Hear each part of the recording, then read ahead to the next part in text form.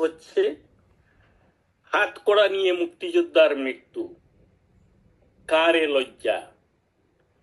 একজন বীর মুক্তিযোদ্ধা যিনি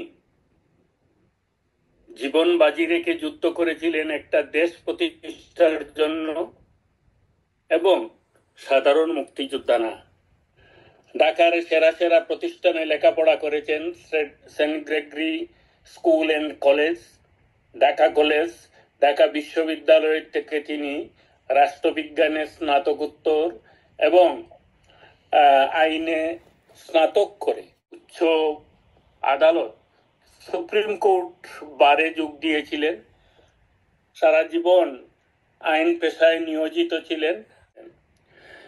সৈরব আন্দোলন, 69-এর গণ অভ্যুত্থান, 70-এর নির্বাচন, 71-এর অসহযোগ আন্দোলনে তার ছিল অসাধারণ অবদান। সবশেষে মুক্তিযুদ্ধ জীবন বাজি রেখে যুদ্ধ করেছেন।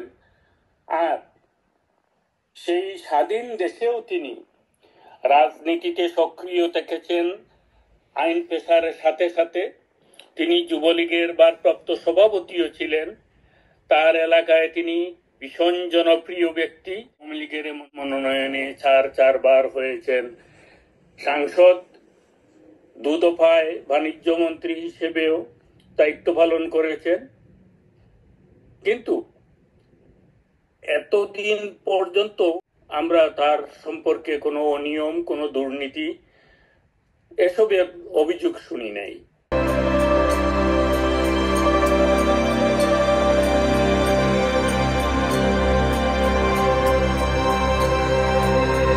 আমি তো দেশের বাইরে, বারে বারে বলা হচ্ছিল যে সকাল 7টার মধ্যে দাফন করে নিজ বাড়িতে জানাজা ছোট করে করতে বলতে 100 জনের বেশি মানুষ হতে পারবে না। এসব নামাজ মানে প্রথম জানাজার পর থেকে গুলশানের, তারপরে থেকে মাইক কেড়ে নিয়ে গেছে তারা। আমি ভিডিও কলে দেখতেছিলাম, রাষ্ট্র শপথ দেওয়া হয়নি। অলরেডি করছি, আমার বন্ধুদের সাথে কথা হচ্ছে। আমরা এই ব্যাপারে অলরেডি আমাদের নেত্রী আমাদেরকে বলেছে যে তুমি এই ব্যাপারে পদক্ষেপ নাও, তুমি যেহেতু বিদেশে আছো, তুমি এই বিচারের দাবি চাও আন্তর্জাতিক মহলে, এবং আমি এটা করবো ইনশাল্লাহ। আমরা কেউ ভিন্ন মত পোষণ করব না। আমরা সবাই চাই দুর্নীতিবাজদের বিচার হোক। কিন্তু এই গণহারে মার্ডার কেস দিয়ে, খুনের মামলা দিয়ে যাকে তাকে হাজারে হাজারে মানুষ গ্রেফতার করে তাদেরকে জেলে নিয়ে রাখা হচ্ছে। বুদ্ধিজীবী, সাংবাদিক, কবি, রাজনীতিবিদ, মন্ত্রী, এমপি, তাদেরকে মিথ্যা মামলায় জড়িয়ে জামিন শুনানি পর্যন্ত হচ্ছে না। তাদের আদালতে গিয়ে তাদের শরীরে আঘাত করা হয়, ডিম নিক্ষেপ করা হয়, গালিগালাজ করা হয়, এবং জজকে বলে দেওয়া হয় জামিন না দিতে। এই হচ্ছে বাংলাদেশের অবস্থা। এসব ঘটনা আজকে যখন ঘটছে, তখন আমরা এই প্রশ্ন নিয়ে হাজির হয়েছি। এই যে হাতকড়া নিয়ে একজন বীর মুক্তিযোদ্ধা, তার অন্তিম যাত্রার সময় তার হাতে হাতকড়া পরানো, হাতকড়া নিয়ে, এবং তার, আপনারা জানেন, তার পরিবার থেকে অভিযোগ তোলা হয়েছে যে তাকে চিকিৎসা দেয়া হয় নাই। কিন্তু কাকে প্রশ্ন করব? এই সরকারকে এসব প্রশ্ন করে লাভ নাই, দাবি জানিয়ে লাভ নাই, ধিক্কার দিয়েও কোনো কাজ হবে না। দেশের মানুষের কাছে আমাদের এই প্রশ্ন, আমরা এই লজ্জা কোথায় রাখবো? মুক্তিযুদ্ধের সকল বীর সন্তানদের আমি জীবিত, প্রয়াত, শহীদ সকল বীর মুক্তিযোদ্ধাকে আমি সেলিউট জানিয়ে আজকে আলোচনা আমরা শুরু করছি। অত্যন্ত স্পর্শকাতর দুটি বিষয়, যে মুক্তিযোদ্ধাকে মানে মৃত্যুর পরে হাসপাতালে নিয়ে আসছে, তারপরে তার হাত করা, মানে এমন অবস্থা হবে যে আমাদের মুক্তিযোদ্ধার হাত করা অন্য রাজনৈতিক নেতাদের ডান্ডা বেরিয়ে পড়ে খবর দেবে, কারণ এরা এত ভয় আছে সবাই। আদালত, বিচার যেগুলো সেখানেও মানুষের নিরাপত্তা নাই। মানুষের নিরাপত্তা নাই জেলখানায়, পাহাড়ে, খাগড়াছড়িতে মারমা একটা মেয়ে 8ম শ্রেণী পাস, তাকে 3 জন মিলে ধর্ষণ করছে। তার পরীক্ষায় নাকি পাওয়া গেছে যে ধর্ষণ হয় নাই। মানে কিরকম বেজ্জতি! 7 দিন পরে তারা পরীক্ষা করে রেজাল্ট দিচ্ছে, কারো কাছে বিচার দেওয়ারও নাই। সারা বিশ্ব দেখছে, মানবাধিকার সংস্থা ছিল, তারা সবাই নিশ্চুপ। এখন ধুকে ধুকে মরতে হবে। তারপরেও আমরা মনে করি যে জনগণের কাছে আমার বিচার দিতে হবে। জানাজা যে হবে, সে জানাজাও করতে দিতে যাচ্ছে না অবস্থা। তার মরেও শান্তি নাই এই দেশে। দেশবাসীর কাছে বিচার চাই এবং সারা বিশ্বের কাছে আমরা জানাই দিতে চাই এই অত্যাচার অবিচারের মানে আমরা প্রতিবাদ করি এবং ঘৃণা করে প্রত্যাখ্যান করি এবং আমাদের আরো সংঘবদ্ধভাবে এই জঙ্গি সরকারের বিরুদ্ধে, ফ্যাসিস্ট সরকারের বিরুদ্ধে আমাদের রুখে দাঁড়াইতে হবে। আমাদেরকে একটা কথা জানতে হবে যে রাজনীতি তার আপন গতিতে চলে এবং রাজনীতির একটা বিশ্লেষণ রয়েছে। সেই বিশ্লেষণ যদি আমরা রাজনীতির সঠিকভাবে না করতে পারি, তাহলে আজকে কেন হাত পা পরানো হয়েছে এবং সেজন্য যদি সারা জীবন আমরা দুঃখ করি, তাহলে কিন্তু আমরা এর কারণ খুঁজে পাবো না। আজকে আলোচনার বিষয়বস্তু যেটা, সেটা অবশ্যই আমি দুঃখ প্রকাশ করছি। এটা স্মরণকালের শ্রেষ্ঠতম একটা নিকৃষ্ট কলুষিত ঘটনা হিসাবে পৃথিবীতে আখ্যায়িত হয়ে থাকবে। সন্ত্রাসবাদীদের বিরুদ্ধে জননেত্রী শেখ হাসিনা সার্ক কান্ট্রির মধ্যে এবং ফার ইস্ট এবং সাউথ ইস্টের মধ্যে তার ভয়েস সবচেয়ে স্ট্রং ছিল। জাতির পিতার সমাজতান্ত্রিক বক্তব্যের আগেও জাতির পিতা যে কথাটি বলেছিলেন ধর্মনিরপেক্ষতা, এই ধর্মনিরপেক্ষতার কথা বলার পরেই পাকিস্তানি মিলিটারি জনতা এবং পাকিস্তানি মিলিটারি ইন্টেলিজেন্সের মাথাটা গরম হয়ে ওঠে যে, এবং এর পিছনে যারা ছিল তারা ছিল Arabian world leading by Turkey, who never tolerated government of Sheikh Hasina because Jamaat Islam has a very big lobbying in Islamic world as well as Turkey. Mr. Sheikh Hasina denied. She said 2023 she came back from the United States. She said in a meeting that I have denied a big power use our territory and I may be thrown out. সে 2 কোটি লোককে মঙ্গা এলাকায় ক্ষুধা থেকে বাঁচিয়েছে। ব্যবস্থার উন্নতি, জাতীয় উন্নতি, আন্তর্জাতিক মার্কেটে বাংলাদেশকে পরিচয় করানো, বাংলাদেশের টোটাল রিজার্ভ ফান্ড বাড়িয়ে ফেলা এবং বাংলাদেশে ইন্টারন্যাশনাল পোর্ট পারেনি শেখ হাসিনা ওই একই অর্থ দিয়ে, ওই একই রিজার্ভ দিয়ে, ওই একই গার্মেন্টস ফ্যাক্টরি, ওই লেবার দিয়ে, ওই ইঞ্জিনিয়ারদের দিয়ে ওই পদ্মা সেতু তৈরি করে ফেলেছে। বাংলাদেশে বৃদ্ধ ভাতা চালু করা হয়েছে, বাংলাদেশে অন্তঃসত্ত্বা ভাতা দেওয়া হয়েছে, গরিব দুঃখী ইয়াতিমদের জন্য দাসমুক্তির জন্য অর্থ প্রদান করা হয়েছে। যেটা আন্দোলন সংগ্রাম বিপ্লবের মধ্যে দিয়ে কিন্তু ক্ষমতাচ্যুত জননেত্রী শেখ হাসিনা সরকারের হয়নি, হয়েছে কিছু ম্যাটিকুলাস প্ল্যান। এখানে সেনাবাহিনী বসে বসে দেখছে কেন আজকে বীর মুক্তিযোদ্ধাকে হাত পরা অবস্থায় কবরে দেওয়া হবে না, কেন তোফায়েল আহমেদের লাশ দেওয়া হবে। The country has lost this sovereignty. যখন আমরা সূর্যটাকে ধরতে যাচ্ছিলাম, যখন জননেত্রী শেখ হাসিনা দারিদ্র ক্ষুধামুক্ত দেশকে শেষ করে পৃথিবীর উন্নততম একটি দেশে উন্নীত করতে পেরেছিলেন, তখনই তাদের এই ষড়যন্ত্র যে বাংলাদেশ যদি আর উপরে উঠে তাহলে নামানো আর সম্ভব হবে না।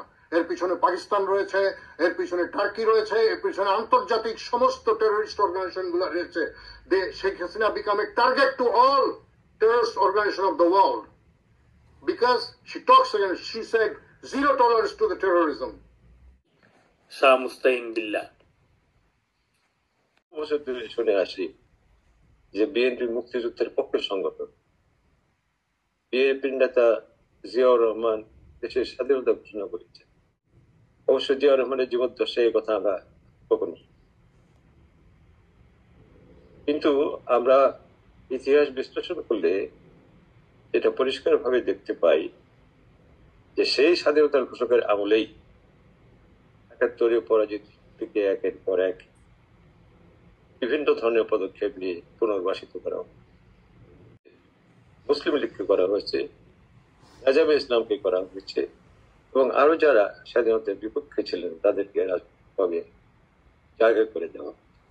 পাকিস্তানে ছিলেন গোলাম আজম, যার নাগরিকত্ব বাতিল করা হয়েছিল স্বাধীনতার পর। তাকে পাকিস্তান থেকে বাংলাদেশে ফিরিয়ে আনেন জেনারেল জিয়াউর রহমান।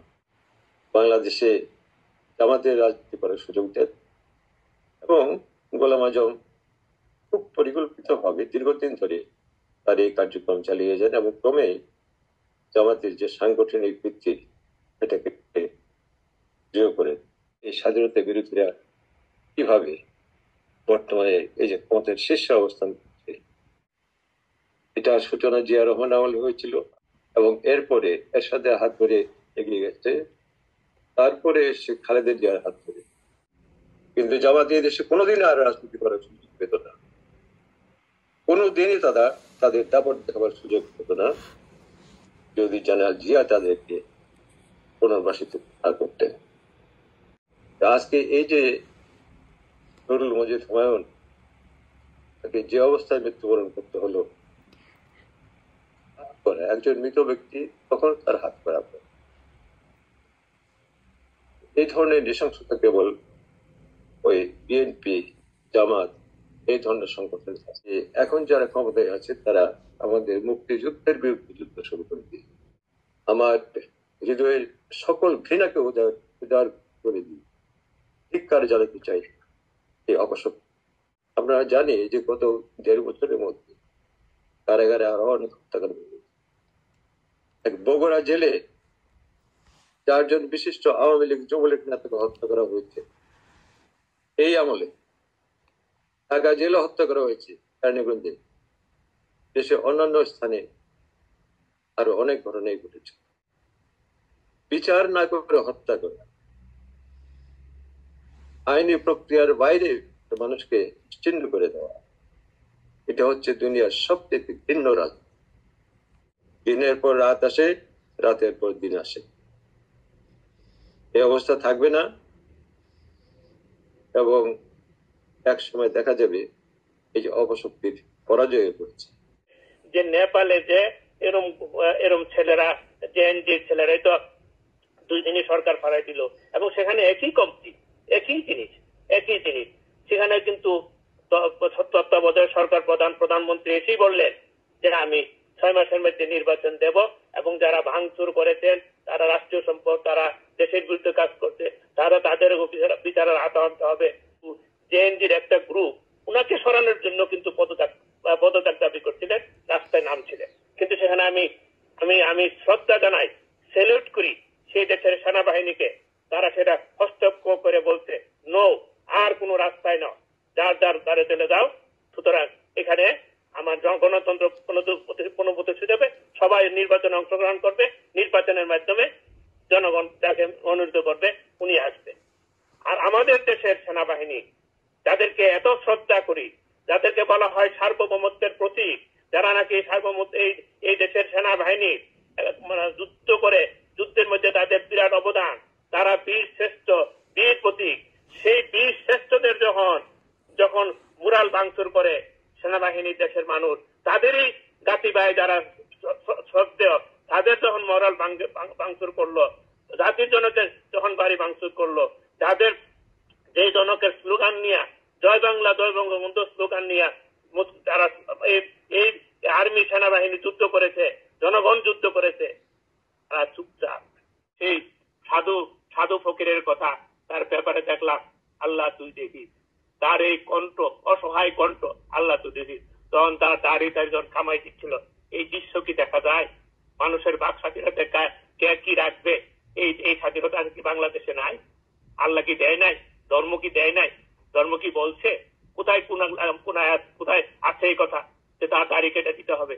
শেষ পর্যন্ত কোনো রাষ্ট্র কেউ আসে না গায়া, রাষ্ট্র আসে না, পুলিশ আসে না, সে শুধু বলছে আল্লাহ তুই দেখিস। আমি সেই জন্যই বলবো এই ফকিরের কথা, আল্লাহ তুই দেখিস, আমার দেশটাকে বাঁচাই। লড়াই মরণজয়ী করতে হবে, আমরা লড়াই চালিয়ে যাব।